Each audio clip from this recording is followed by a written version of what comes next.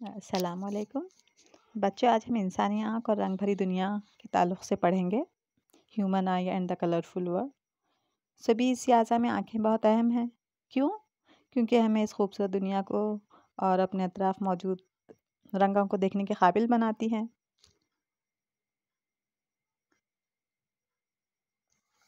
आँखें ना ही सिर्फ़ खूबसूरती में इज़ाफ़ा करती हैं, हमारी आँखें, पलकें, भवें, बल्कि इनके मुख्तलिफ़ अफ़ाल हैं। जैसे कि पलकें बहुत ही हसास होती हैं। ये पलकें आँख में दाखिल होने से पहले ही ना सिर्फ धूल को रोक लेती हैं, बल्कि काफ़ी हसास होती हैं और किसी भी गैर मुतवक्का लम्स की वजह से हिफाजती पलकें क्या होती हैं, वो झपकना शुरू कर देती हैं। भवों के मेहराब पसीने और बारिश को आँखों से दूर रखकर उनके चेहरे के अतराफ में नीचे की तरफ नक्काशी करते हैं। जो अश्की हदूद हैं, लैक्रिमल ग्लैंड्स, अश्क यानी आंसू, तो आंसू यहाँ पर पैदा होते हैं और आँख के अंदरूनी हिस्से की तरफ बह जाते हैं। इस तरह से वो सतह को साफ और परवरिश करने में मदद देते हैं। अब हम आँख के मुख्तलिफ हिस्से और उनके अफ़ाल के बारे में जानेंगे।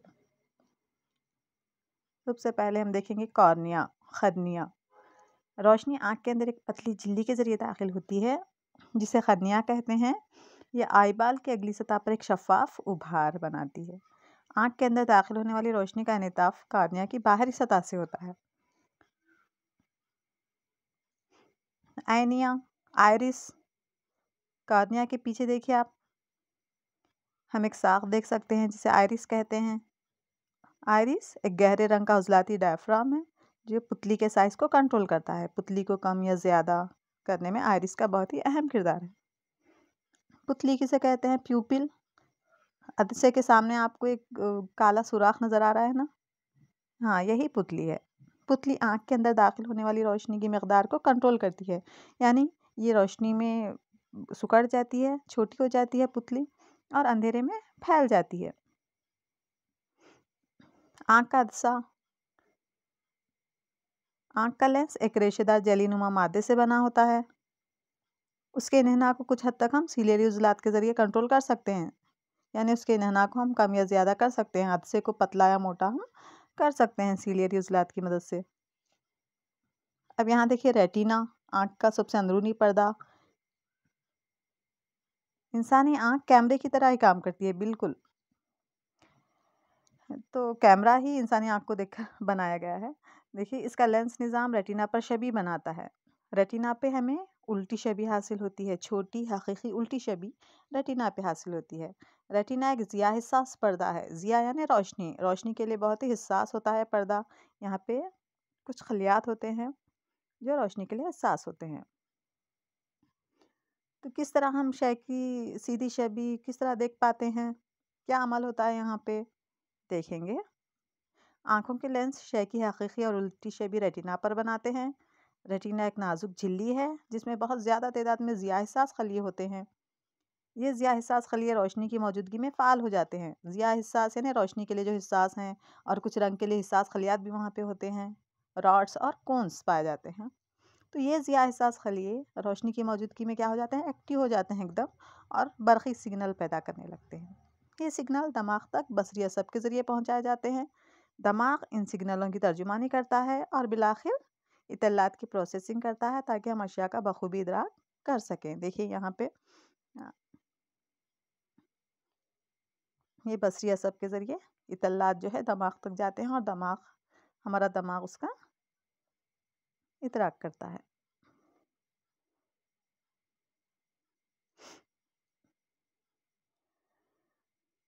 हमें यहाँ रेटिना पे उल्टी छवि हासिल हो रही, छोटी हकीकी उल्टी छवि, इन्वर्टेड इमेज बल्कि दिया है ना। ये बसरी असब के ज़रिए इत्तलात क्या है?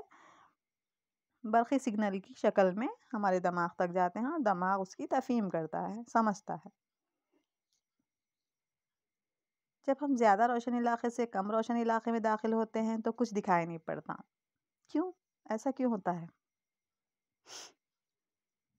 ज़्यादा रोशन इलाके में हमारी पुतली क्या हो जाती है? सिकुड़ जाती है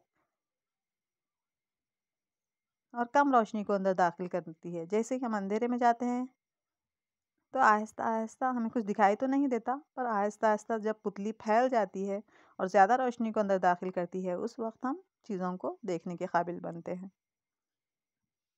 जब हम ज़्यादा रोशनी से कम रोशनी के इलाके में दाखिल होते हैं तो फ़ौरी कुछ हमें दिखाई नहीं पड़ता, आहिस्ता आहिस्ता दिखाई देने लगता है। जब रोशनी बहुत तेज़ होती है तो आयरिस क्या करता है, पुतली को सुकेड़ कर कम रोशनी को आँख में दाखिल करता है। और जब कम रोशनी होती है तो आयरिस क्या करता है, पुतली को फैला देता है ताकि ज़्यादा रोशनी आँख में दाखिल हो सके। आँख की मुताबिकतकारी। आँख का लेंस एक रेशेदार जेलीनुमा मादे से बना होता है। उसके इन्हेना को सिलेरी उज़लात के ज़रिए तब्दील किया जा सकता है। हम पहले ही ये जान चुके हैं। जब उज़लात ढीले रहते हैं तो लेंस पतला हो जाता है, जिससे लेंस की फोकल लंबाई बढ़ जाती है और दूर की अशिया को हम साफ तौर पर देख सकते हैं। लेंस पतला होने से हम दूर की अशिया को देख सकते हैं। इस सब को कौन कंट्रोल करते हैं? सिलियरी उज़लात। जब सिलियरी उज़लात सिकुड़ जाते हैं तो लेंस की फोकल लंबाई कम हो जाती है, यानी लेंस मोटा हो जाता है और हम करीब की चीज़ों को देख सकते हैं। तो सिलियरी उज़लात लेंस को पतला भी कर रहे हैं और मोटा भी कर रहे हैं। आँख के लेंस की अपनी फोकल लंबाई को तब्दील करने की सलाहियत मुताबिकतकारी कहलाती है। इसी को हम कहते हैं मुताबिकतकारी। देखिए, दूर एक परिंदा है, उसको देखने के लिए आँख का सा चपटा हो गया ताकि रेटिना पे सही छवि हासिल हो गए। और करीब की, ये तितली करीब है, देखिए, उसको देखने के लिए आँख का लेंस क्या हो गया, मोटा हो गया, रेटिना पे उसकी सही छवि को हासिल कर सके। तो इसी को हम आँख की मुताबिकतकारी कहते हैं। वाज़े बसारत का कमतरीन फासला कितना है? किसी शय को आसानी और साफ देखने के लिए उसे आँखों से कितनी दूर होना चाहिए? 25 सेंटीमीटर के फासले पे होना चाहिए। वो कमतरीन फासला जिससे हम अशिया को बगैर किसी तनाव के बिल्कुल साफ साफ देख सकते हैं, इस वाज़े बसारत का कमतरीन फासला कहते हैं इसको।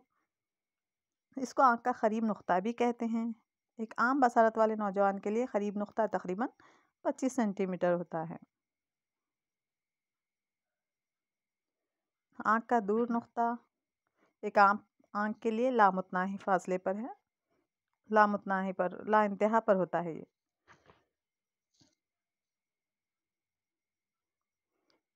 बसारत के लिए हमारे पास एक के बजाय दो आँखें क्यों हैं? क्या फ़ायदे हैं दो आँख रहने के? हमारे पास दो आँखें होने के कई फ़वाइद हैं। इसकी वजह से हम ज़्यादा वसी इलाक़े को देख पाते हैं। इससे धुंधली अशिया को शनाख्त करने की अहलियत बढ़ती है। इससे सयाबादी अक्स हासिल होता है हमें। कुछ जानवर जो आमतौर पर दूसरे जानवरों का शिकार करते हैं, इनमें दोनों आँखें सर के दोनों तरफ होती हैं, जिससे इन्हें ज़्यादा वसी बसारती मैदान फ़राहम होता है। तो इसी तरह हमें भी दो आँखें रहने से हमारा बसारती मैदान वसी हो जाता है। हम ज़्यादा से ज़्यादा चीज़ों को देख सकते हैं, सही तौर पे देख पाते हैं। अब हम देखेंगे निगाह की खामियां और उनकी तस्हीह। आमतौर पर बसारत के 3 इनेताफ़ी नक़्स हैं। कौन से हैं वो? मायोपिया, हाइपरमेट्रोपिया और प्रेसबायोपिया। कभी कभी आँख की मुताबिकत पावर बतदरीज कम होती जाती है और इंसान अशिया को वाज़े तौर पर नहीं देख पाता। दर्जे बाला हमने जिन नक़ाइस का जिक्र किया है, उन्हें कुर्रवी लेंसों के इस्तेमाल से दूर किया जा सकता है। आइए तफसीलात जानें इसके ताल्लुक़ से। मायोपिया या क़रीब नज़री, नाम से ही मालूम रहा है कि यहाँ पे कोई शख्स करीब की चीज़ों को तो देख पाता है, पर दूर की चीज़ों को नहीं देख सकता। ये शख्स कुछ मीटर के फासले तक ही वाज़े तौर पे देख पाता है। मायोपिया से मुतासिरा आँख में फासले पर रखी हुई शय की छवि रेटिना पर बनने के बजाय रेटिना के सामने बनती है। इस नक़्स को पैदा होने की इसकी क्या वजह है? ये नक़्स की आँख के लेंस का ज़्यादा इन्हेना या आई बाल का लंबा हो जाना। इस नक़्स को मुनासिब पावर के मखर लेंस के इस्तेमाल से सही किया जा सकता है। तो यहाँ पे लेंस का इन्हेना ज़्यादा हो जाता है या आई बाल क्या है, लंबा हो जाता है, जिस वजह से रेटिना पर छवि बनने के बजाय रेटिना के सामने बन रही है। देखिए मायोपिया में तो मुनासिब मखर लेंस का इस्तेमाल किया जाता है ताकि शुआएं थोड़ा सा तिरछी गुजरे और रेटिना पे सही मुकाम पर जो है हमें अक्स हासिल हो। हाइपरमेट्रोपिया या बईद नज़री, यहाँ भी नाम से ही मालूम हो रहा है, दूर नज़री, बईद नज़री। यहाँ दूर की चीज़ें तो वाज़े तौर पे देख सकता है कोई शख्स, पर करीब की चीज़ें साफ दिखाई नहीं देती। ऐसा इसलिए होता है क्योंकि नज़दीक रखी हुई शय से रोशनी की शुआएं रेटिना के पीछे मौजूद नुक्ते पर फोकस हो जाती हैं। रेटिना पर बनने के बजाय शुआएं क्या हो रही हैं, कहाँ फोकस हो रही हैं? रेटिना के पीछे नुक्ते पे। इस नक्स को मुनासिब मुहद्दी बस्से का इस्तेमाल से हम इस नक्स को दूर कर सकते हैं, इसकी तस्हीह कर सकते हैं। यह आई बॉल बहुत छोटी हो जाने की वजह से हो सकता है, या लेंस की फोकल लंबाई ज़्यादा होने से, या आई बॉल बहुत छोटी होने से नक्स होता है। तो हम इसके लिए कौन सा इस्तेमाल कर रहे हैं? मुहद्दी बस्सा। प्रेसबायोपिया, आँख की मुताबिकत की पावर उम्र बढ़ने के साथ साथ घटती है। वो तस्हीह ऐनक के बगैर नज़दीक मौजूद अशिया को देखने में परेशानी महसूस करते हैं। इस नक्स को प्रेसबायोपिया कहते हैं। ये सीलियरी उज़लात के कमज़ोर पड़ने और आँख के लेंसों की लचक ख़त्म हो जाने की वजह से पैदा होता है।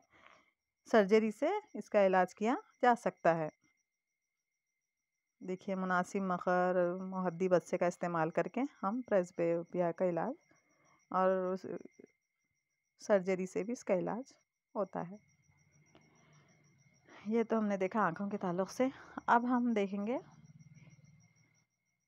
आँखें, उनके अफ़आल मुख्तलिफ़ और फिर कई इनेताफ़ी नख़ाइस और फिर उनकी तस्हीह के बारे में हमने जाना है। अब प्रिज़्म के ज़रिए सूरज की सफ़ेद रोशनी के इनेताफ़ को देखेंगे कैसा हो रहा है।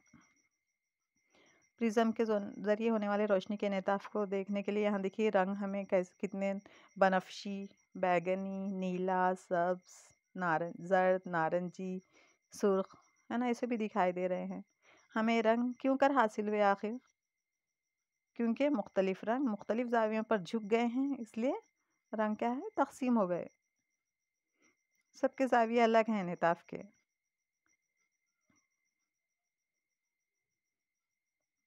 रोशनी के बीम की रंगीन हिस्सों की पट्टी तैफ कहलाती है। इस पट्टी को हम तैफ कहेंगे। रोशनी का इसके अज़ाई रंगों में तक़सीम होना इंकिसार कहलाता है। इसी को हम रोशनी का इंकिसार कहते हैं। तारों का टिमटिमाना, तारे हमें टिमटिमाते हुए क्यों नज़र आते हैं? तारे बहुत दूर हैं, इसलिए वो नुक्ता जसामत वाली रोशनी के ज़राए की तरह हैं। अलग अलग परतों की कसाफत मुख्तलिफ रहने की वजह से तारों से आने वाली रोशनी की शुआओं के रास्ते थोड़े बदलते रहते हैं। रोशनी जब आती है तो मुख्तलिफ फ़िज़ाई परतों में उसका इनेताफ़ होता रहता है। बार बार रास्ता क्या है? बदलता रहता है रोशनी का। इसलिए तारों का मुकाम हमें कैसा दिखाई देता है? घटता बढ़ता दिखाई देता है। और तारों की रोशनी की मकदार जो आँखों में दाखिल होती है, झिलमिलाती है, जिससे तारा कभी चमकीला तो कभी मध्यम दिखाई देता है। इसको तारों का टिमटिमाना कहते हैं। ये सब फ़िज़ाई इनेताफ़ की वजह से होता है। जो तारों का टिमटिमाना हमें नज़र आ रहा है, ये फ़िज़ाई इनेताफ़ की वजह से वो हमें टिमटिमाते हुए नज़र आते हैं। सूरज का पहले तुलू और देर से ग़ुरूब होना, ये भी इनेताफ़ की वजह से ही है। फ़िज़ाई इनेताफ़ की वजह से सूरज हमें हकीकी तुलू के 2 मिनट पहले दिखाई देता है और हकीकी ग़ुरूब के 2 मिनट बाद तक दिखाई देता है। यानी तुलू होने से 2 मिनट पहले ही वो हमें दिखाई देना शुरू हो जाता है। ग़ुरूब होने के 2 मिनट बाद तक भी वो हमें दिखाई देता रहता है। जैसे आप पानी में एक बंदा डालिए तो बंदा हमें कुछ ऊंचा ऊपर दिखाई देता है, तो यहाँ भी वही अमल वाक़ हो रहा है। ज़ाहिरी और हकीकी तुलुए आफ्ताब, हकीकी तुलुए आफ्ताब और ज़ाहिरी तुलुए आफ्ताब के दरमियान तकरीबन 2 मिनट का फ़र्क होता है। यही वजह है कि तुलुए आफ्ताब और ग़ुरूब आफ्ताब के वक्त सूरज की डिस्क हमें चपटी महसूस होती है। अब साफ आसमान का रंग नीला क्यों होता है? क्यों नीला दिखाई देता है हमें आसमान? Why is the colour of the clear sky blue? फ़िज़ा के ज़रात कम तूले लहर की नीली रोशनी को ज़्यादा मौसर तरीके से मुंतशिर कर सकते हैं। देखिए, ब्लू लाइट स्कैटर्ड बोल के बता रहा है यहाँ पे। तो ज़्यादा कौन सा रंग? नीला रंग। यहाँ पे उसका इंतशार ज़्यादा हो रहा है, इसलिए कुर्रबाद में हमें आसमान नीला दिखाई देता है। कुर्रबाद के ऊपर ये सियाह नज़र आएगा क्योंकि वहाँ इंतशार नहीं होता। तो खलाबाज जो है उन्हें आसमान कैसा नज़र आएगा? सियाह नज़र आएगा क्योंकि वहाँ पे फ़िज़ा नहीं है। तो ये फ़िज़ाए ज़र्रात जो है नीले रंग को ज़्यादा मुंतशिर कर रहे हैं, इसलिए हमें आसमान नीला दिखाई देता है। अब रोशनी का इंतशार, टिंडाल असर देखेंगे हम। यहाँ पे देखिए तालीख, लसूनत और महलूल तीनों रखे गए हैं और उनमें से रोशनी गुजारी गई है। महलूल में हमें रोशनी का रास्ता नज़र नहीं आ रहा और हमें तालीख में भी ज़्यादा साफ नज़र नहीं आ रहा, लेकिन लसूनत में हमें रोशनी का साफ रास्ता नज़र आ रहा है। लसूनती या कुलाइटी ज़रात के ज़रिए रोशनी का इंतशार टिंडाल असर कहलाता है। यहाँ कहाँ ज़्यादा हमें रोशनी का रास्ता नज़र आ रहा है? लसूनत में जी। चूँकि इसे सबसे पहले टिंडाल नामी साइंसदान ने बतलाया, इसलिए इस असर को हम क्या कहते हैं? टिंडाल नाम से इसको मौसूम किया गया है। यहाँ पे भी देखिए एक महलूल है, एक लसूनत है। आप पानी में थोड़ा सा दूध के 1-2 खतरे डाल के या डेटॉल के 1-2 खतरे डालकर आप लसूनती महलूल तैयार कर सकते हैं और आप उसमें रोशनी का रास्ता अच्छी तरह से देख सकते हैं। उसी को हम क्या कहेंगे? टिंडाल असर। सुर्ख रंग, सुर्ख रंग खतरे का निशान आमतौर पर सुर्ख रंग से बतलाया जाता है ना। आपने अमूमन मुशाहिदा किया होगा खतरे के निशान को बतलाने के लिए सुर्ख रंग का इस्तेमाल किया जाता है, क्योंकि लाल रंग कोहरे और धुएं के ज़रिए बहुत कम मुंतशिर होता है, इसलिए इसे हम बहुत दूर से भी सुर्ख रंग में ही देख सकते हैं, यानी इसी रंग में इसको देखा जा सकता है। इसलिए खतरे का निशान वगैरह बताने के लिए आमतौर पे सुर्ख रंग का इस्तेमाल होता है। तुलुए आफ्ताब और गुरूब आफ्ताब के वक्त सूरज, तुलुए आफ्ताब और गुरूब आफ्ताब के वक्त सूरज हमें कैसा नज़र आता है? सुर्ख नज़र आता है ना। तो उफ़क़ के करीब सूरज की रोशनी हमारी आँखों तक पहुँचने से पहले ज़मीन की फ़िज़ा में हवा की मोटी परतों के दरमियान एक तवील फासला तय करती है। यहाँ एक तवील फासला तय करते हुए हम तक आती है। हालांकि हमारे सर के ऊपर देखिए, हालांकि सर के ऊपर मौजूद सूरज की रोशनी निस्बतन कम फासला तय करती है। दोपहर के वक्त सूरज सफ़ेद दिखाई देता है क्योंकि उस वक्त नीला और बनफशी रंग बहुत कम मुंतशिर होते हैं।